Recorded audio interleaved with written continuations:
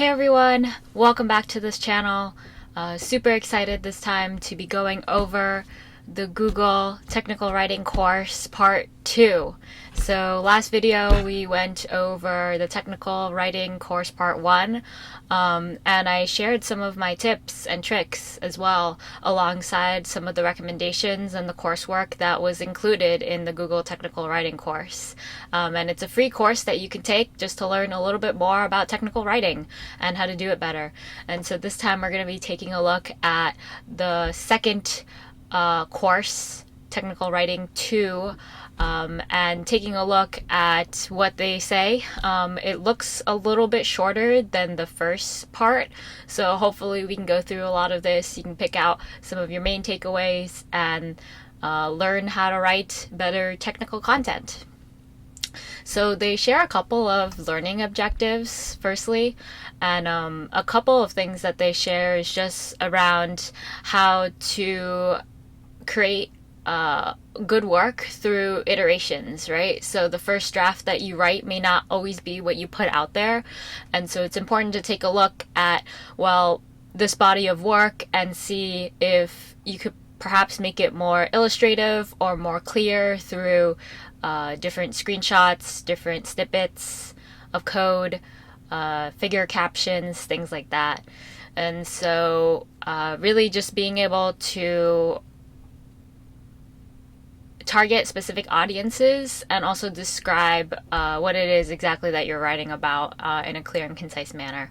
And part 1 covered a lot of the basics of that, right? It was about language, about the type of voice that you want to have when you're writing, about the basics of grammar, and how you may want to write a particular document for people.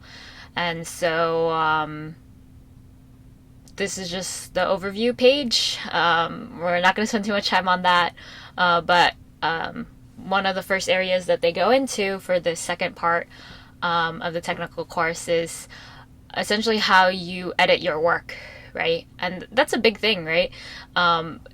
If you're going to be writing content regularly on a regular basis for a company, or maybe you have a whole team of writers, it may be worth adopting a style guide. So having some type of consistent manner of how you format things, of how you use punctuation. For example, you may be using colons, or you may be using dashes in your titles, or headings, and you may want to standardize that across different writers or different pieces of work for a particular company. And so it's worth maybe noticing some of those things at the get-go. And what Google does is they link to their Google Developer Documentation Style Guide. And essentially you have a couple ways of doing this, right? But everybody kind of has their own style guide. For example, you may decide that you don't want to be too strict about how things are formatted, but you do want to ensure that all pieces of work, whenever you have a screenshot or an image, that it has a caption, or it has, you can enforce requirements like that through your style guide. And it can also give you a good baseline and requirements for other people who want to write for you, or other people who want to contribute pieces of work. So something that's pretty common is if you're a technical writer, that other people want to learn how to do that as well. So maybe a developer on your team or someone in product, they want to publish and write a blog post themselves. Having a style guide can be really helpful. Just give something to them, maybe even a rough template. Could be really useful for writing and getting contributions. So that's something to think about, is defaulting to a standard, right? Especially when you're self-editing. And they call it some guidelines here to say that you can enforce things like active voice. You can enforce guides and tutorials to have numbered lists for their steps, right? So if you're giving someone a series of instructions, kind of like a recipe, you may want to say, well, for all of that, all those kinds of guides that you're writing, they have to be formatted into a numbered list instead of bullet points or instead of paragraphs, that kind of thing. You can also say, whenever you have a particular list, it has to be formatted in this way, a bulleted list, or, maybe your site or maybe your company doesn't support bulleted lists for whatever reason. You could say, we don't support bulleted lists, so make sure that all of your lists are written as a paragraph or as a sentence format. And we talked a little bit about that in the previous video. And then another thing is like, cool, for technical documentation, maybe you don't want to use informal pronouns or first person pronouns like I or you. Standard academia says, we refer to things in third person. So you would say we instead of you or I, and that kind of thing. So just something to be aware of. And maybe even just how you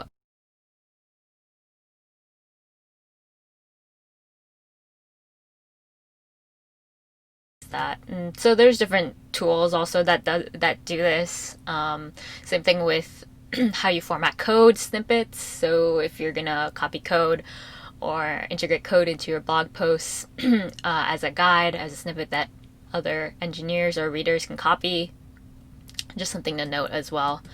And I guess the last couple of parts is just around actually editing. And so they give you a couple of tips around reading it out loud, thinking about if this is a good fit for your audience, coming back to it later. Something that helps me when I am editing my own piece is that I just read over it to look for flow.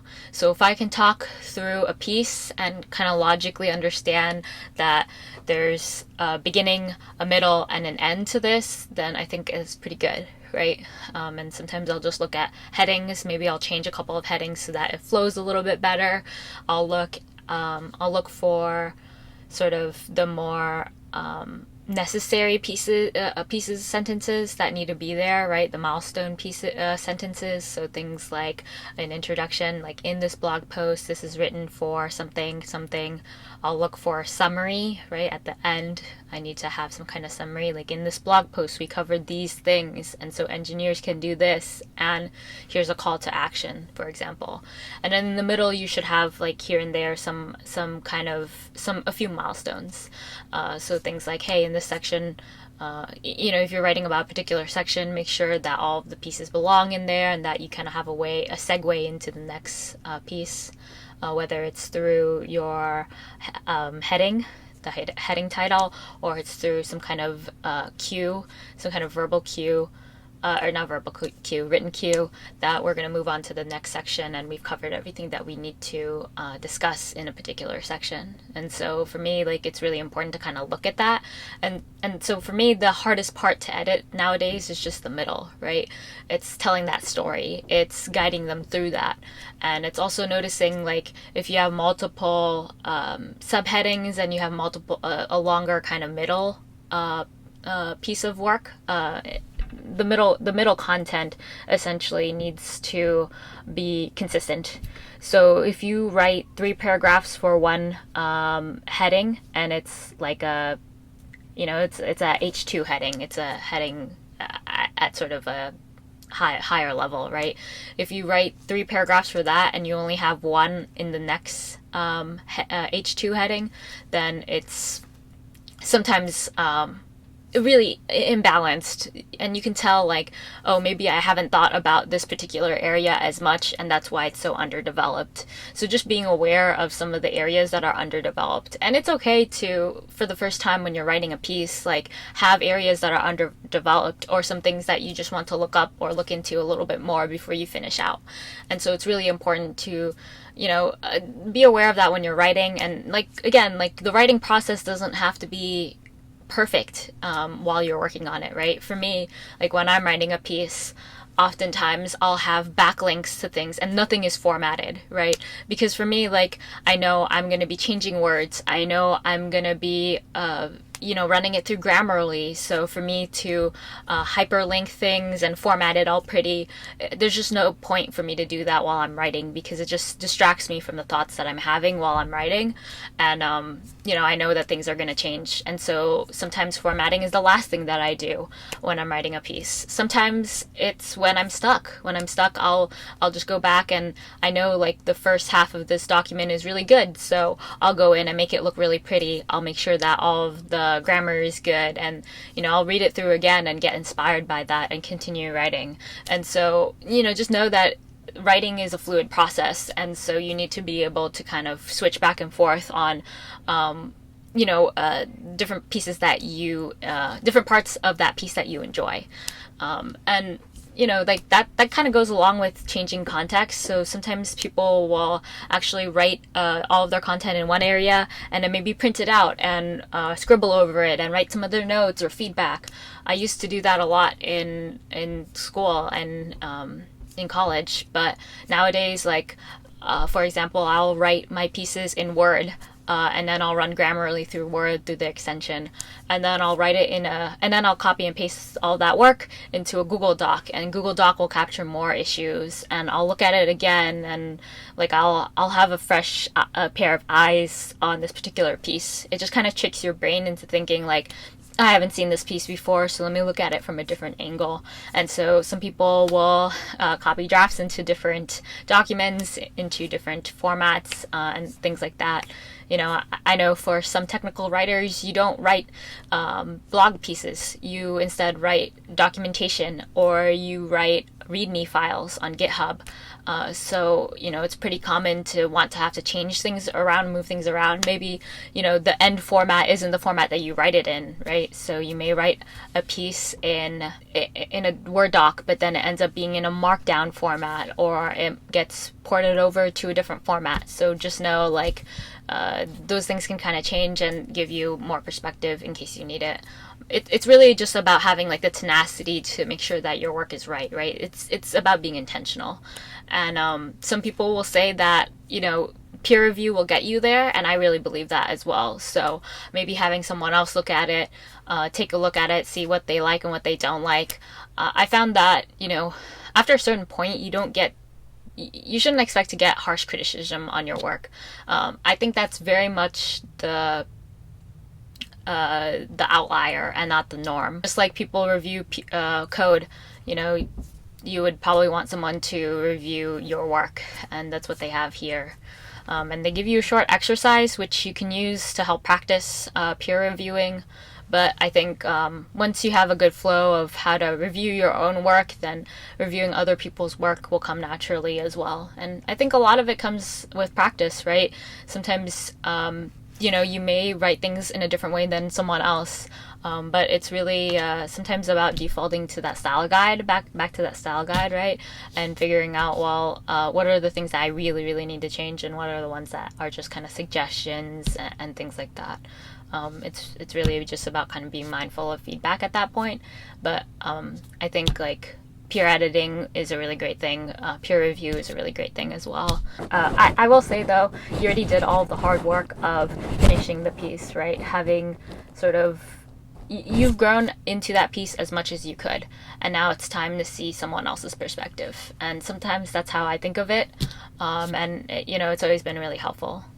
All right, so the next section is the longest section? Yeah, it's the longest section in this technical writing course, and it's just around how to organize large documents. So I'm pretty opinionated in this space. Like, I tend to think that in terms of blog pieces, it should never be this 10-page, 20-page ordeal document piece, right? That's kind of how I find it. I just think that for longer pieces, unless you expect people to read it over multiple days or use it as a reference guide, it should, as a rule of thumb, never be so verbose that it's multiple pages long. And so what they describe here in this section is just how to better organize large documents. So maybe you do have this large piece of work, and it has to be large because there's a lot of components to it. Like, take for example, if you're going to be talking about Kubernetes or the cloud, you may be spending a lot of time writing about different topics that are somewhat related to the cloud, are part of the cloud. Maybe you're even writing about all of the cloud technologies. That will take you a really long time. And so something to think about is just how you break it apart, right? Something that they mention is that you may want to build a site that navigates to those additional readings. So maybe at the end of a short piece of content, you link to additional resources, or you build some type of in-depth tutorial that has multiple parts, and so you would go to the next page. So giving that reader specific breakpoints or milestones to hit in your reading place may be a good idea. So it says here, like, many documents aren't designed to be read in one sitting. And so it's just something to be aware of when you actually present it to a reader. And they provide a specific way of organizing documents. So they say here is that you may want to outline a document, and so you have this kind of structure, and so you can build out something like a table of contents and have readers be able to index into specific areas. And you can build out anchors, right? So you can click a link to copy to a particular link. You may have like links built into your site to link to a particular section of a document, and so that's one way of navigating this. And so the section gives a kind of exercise for how to outline your pieces of work and how to better kind of navigate that if you are not used to outlining particular documents. And another thing around organizing large documents is sometimes you may want to introduce it. So provide some additional context around what this document explains, what it's for, what this body of work is really about, right? And maybe you want to link to additional things and that kind of thing. So it's a common practice that you may, if you don't have it in your large piece of document, then you may want to introduce it. I was right. Okay, yeah, so they say, like, you can add a navigation bar, you can add, like, a table of contents, that kind of thing, and, progressively introduce information. That's all bodies of work really do, introduce information progressively. And, again, that's another thing to think about when you're editing is, like, does that flow make sense? Does it make sense to talk about this section before another section? Do I want to move things around? And sometimes you feel like every time you write a different section, you're introducing a new concept, and that can be kind of hard, right? Especially if they feel kind of segmented. And so sometimes I feel like introducing those additional kind of guiding sentences that kind of tell you or guide the reader that another section is coming up, or we're going to be, introducing things in a certain order, can be really helpful, especially in guiding the reader. And that's kind of what you want to do, right? You don't want someone to read a piece of work and feel like they have no way to navigate it. And it's just this block of text that can be really overwhelming for your reader. And so that's just something to think about. Okay, so the second to last section here is about illustrations and illustrating code, right? Illustrating a concept that we're trying to share. And so, some people have different, style guides for how they illustrate and how they want images to be there or not be there. I know some publications, they don't use any images. They don't want that. They want to keep their guides short. They want to have bold headings. They want to have links to things instead. And so it's common that, instead of using a picture, they'll just prefer text. But something to note is that, pictures sometimes can tell more than actual text. And sometimes it can even clarify certain messages. So maybe you want to share an architecture. And you're saying, like, hey, these are the different components and here's how they work together. Sometimes adding that additional visual component can help guide readers. And so, it may be useful to have things like a flow chart or things like architecture diagram, something like this.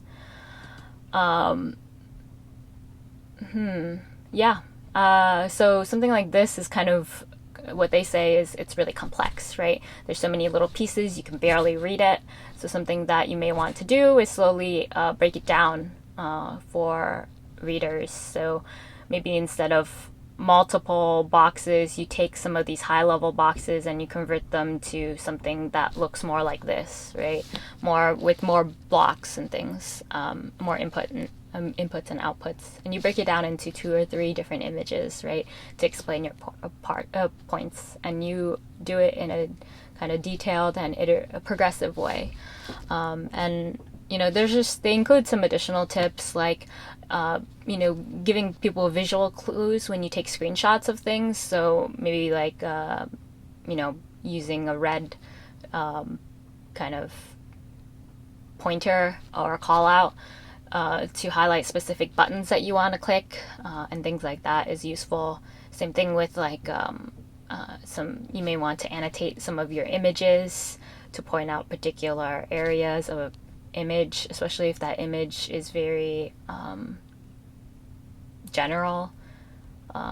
Like I could take a screenshot of my whole screen, right? And someone may not know like what it is exactly that I'm trying to point out through text, and so doing that visually can be really helpful. Another aspect is just if you have snippets of code and images of code, maybe ensuring that most of those that text is legible, and that if you have any particular call outs, that you call them out in such a way. And so they go over some of these things. One tip that they share is that typically it's helpful to write the caption for an image before you actually introduce that, before you actually create an image or put it into your document.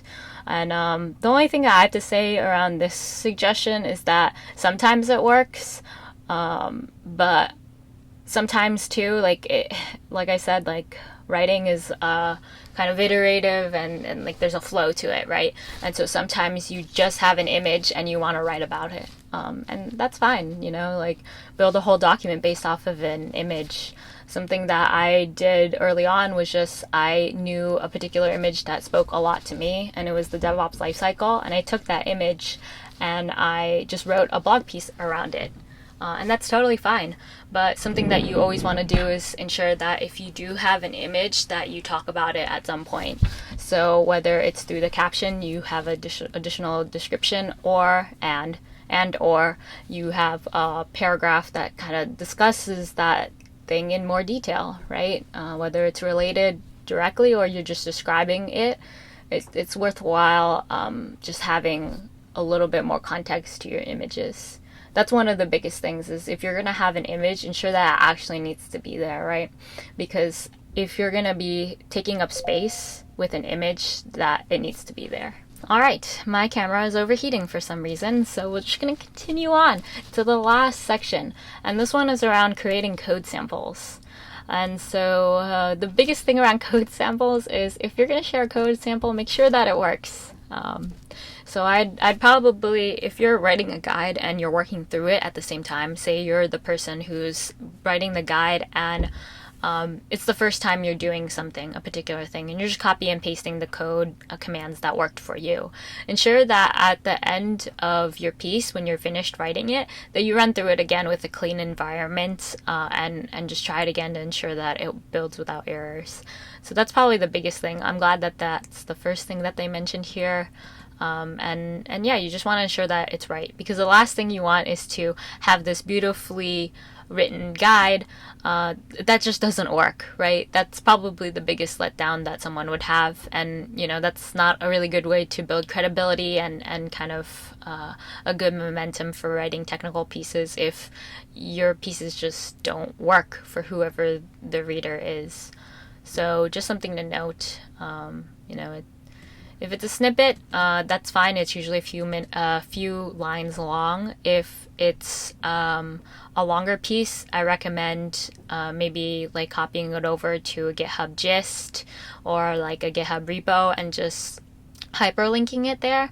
If you have like 1,000-line piece of code, I just don't see it being integrated into your written piece. So just something to note there. They say also that a really great way to introduce a coding sample or to have a coding example is to describe like how and where that coding example goes. So if I have, for example, a command line, I guess, action, I may want to say like, hey, you'll have to open your terminal or your command line window and enter this command. So there are different ways of saying like specific code goes in a specific area. Like typically for command line code, you'll have that dollar sign that, or like I guess that greater than sign that indicates like this goes into a terminal. So you may not have to be literal about it, but just know like if you have different types of code that you have in a particular piece, that you kind of introduce it. So for example, if I have C or Java code, I may say that this is C or Java code, just so people don't try to use it for the wrong thing or get confused. So that's just something to know. Also, if you have a particular environment set up or you have a particular IDE, maybe just specifying where to get that particular environment or where how to mimic your environment if it's environment dependent. I know for things like for front end development or even for Python, you may have to use, I guess for any front end language, you may have to install specific dependencies in your environment, and so maybe providing that and linking it to people would be really helpful, especially if your code is more complex or if your guide is more complex. There's something to note there. And then just around being concise, understandable, code is always really good. The easier and clearer your coding examples are, the better, the more your reader will understand and be able to, pick up on the tips that you're presenting in the guide. They learn through your examples, and so, if they're using your guide to solve an even more challenging problem, it's really important that your code is understandable, because that may be the building blocks of whatever it is that they end up innovating or building for themselves. Another tip that they have here is just, maybe introduce some comments in your code, especially for kind of longer pieces of code, or if you're doing multiple things, maybe you have to initialize a variable and then open a stream and then read from that stream and write to it and then close it. Maybe you want to have certain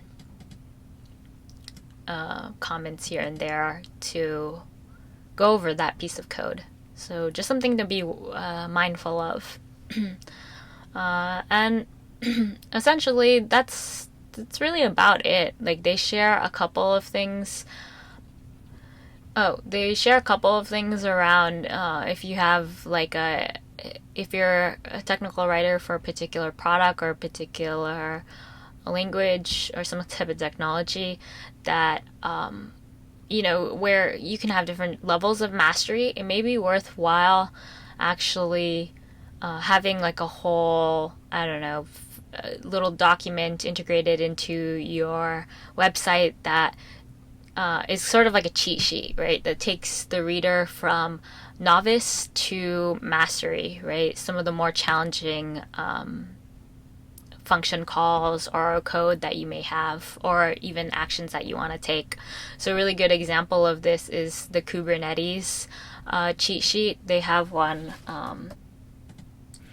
So something that's really helpful is just a couple of things here that show you, how to create different resources and how to create YAML files from standard in. So they kind of take you from novice to, like doing basic commands, right? Like getting information about a particular namespace, a particular pod, to all the way to like getting events, reading those events, updating resources. So maybe worthwhile doing something like this. You have something a little bit more complex. I'm not saying like it has to be like multiple sections of different commands or different functions that you want to accomplish. Like you could have something like one section that's just, you can have something like cheat sheet and have like all of these commands in one piece, and people can just copy and paste, or they can, keep this somewhere where it's easy for them to reference, and that can take them a long way. Okay, we're back. So that was the Google Technical Writing course part 2. I would say that the majority of the tips in here was just around being able to put your content out there the way that it needs to be perceived, right? So it was about how to adopt style guides, right? And why you should do it, why you should peer edit, why you should even edit your work, why you should think about how long your piece of content is, or why it's structured the way that it is, right? And then even thinking about it from the perspective of, well, what kinds of concepts did I introduce, and how do I better organize them and illustrate some of these concepts? And so the first course really focused on the basics and the really integral parts of it, I think the second course is really here to introduce some of the more intentional things that you want, intentional practices that you may want to apply to your written piece of work. And so I would say that if you're strapped on time, if you're new to technical writing, I would focus more on the initial technical writing course, because that really gives you the bare bone basics of how to write, how to build that muscle, right? In terms of the second course, it's really just building the muscle around being intentional, being strategic about how you present your work and how you think about it in a way so that, what you write and what you showcase to people, your readers can really get all of the points that you are trying to convey. So that's it for me. I went over this technical writing course. I'm really excited. I think it'll be really great for anyone who's kind of new to the space and trying to learn more. And I hope that this was useful. If you're interested in these kinds of videos, I'm happy to do more of them. Just let me know in the comments down below. But until then, I hope you all enjoy, and I'll catch you later.